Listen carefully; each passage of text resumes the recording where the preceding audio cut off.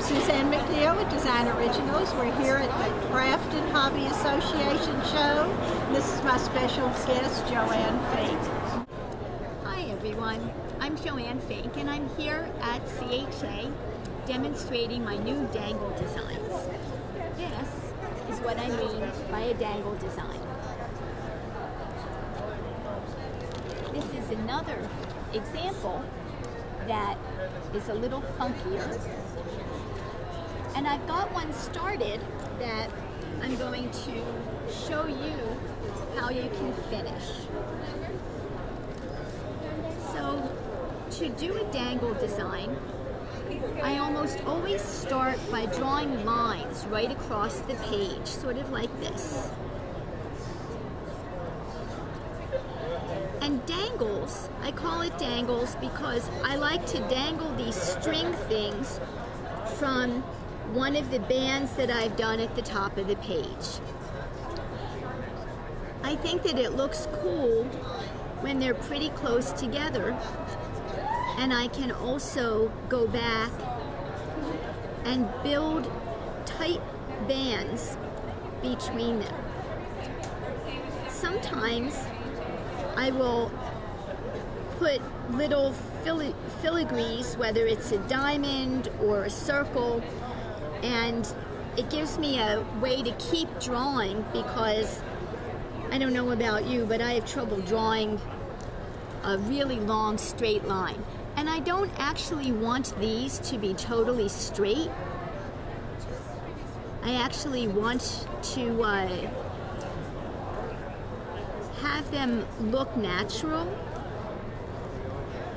but if I can't get the whole band,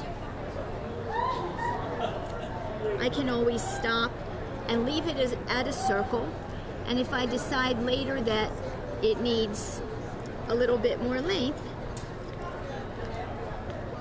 I can always go back and add on to it.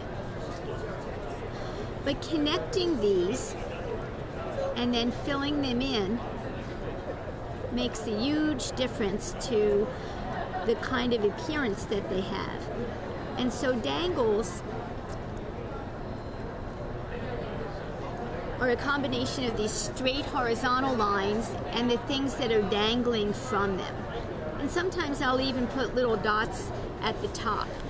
And the reason that I like to put the dots and the diamonds is because they give me areas that I can then go and color. And so I'm going to put down my Micron, which is my favorite writing tool, and switch to a Moonlight. And Sakura makes wonderful pens, and then I can just go and put little tiny touches of color, and I'll usually do one color for a little while and then I'll switch to another color, and often I'll go back and add touches of the same color once I see how the balance for the whole piece is. Sometimes I'll go back and add extra lines too. And I think for me the color is just an accent.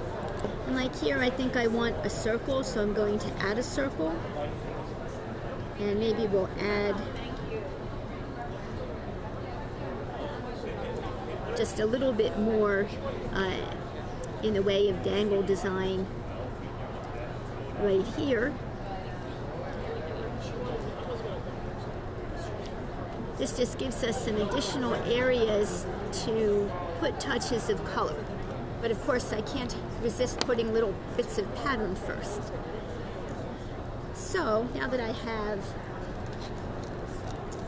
that color, I'll try some teal. And if I do a horizontal block in color, I'll also try to find a nice vertical block. And if I don't really see a vertical block, I might make a vertical block. But I think that will be a vertical block, and then I will add the black line that it's missing on the other side.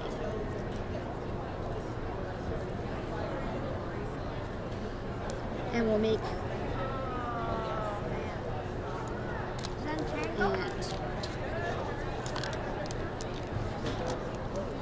and then we'll do purple because I'm a purple person, as you can see from my jacket.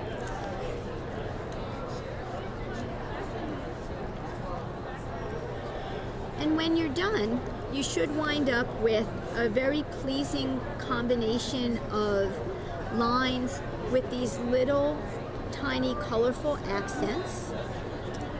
And this is a finished design that has the dangles at the top and then the bands at the bottom.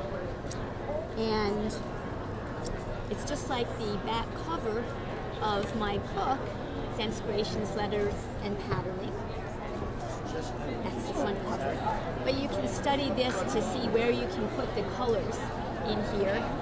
And the black and white line work is in the inside of the book. And when you really get good at the dangling, you can start adding some variations with the colors, with the swirls. And then this is a variation on the dangles. You know, there's some dangles here, but I basically dangled all of these little things, and then I've drawn in between. And then I use the koi watercolors from Sakura, which you can get now in these cool markers, to color this. So I hope you have fun doing Zenspirations patterns and trying out the dangles, and I'll see you next time.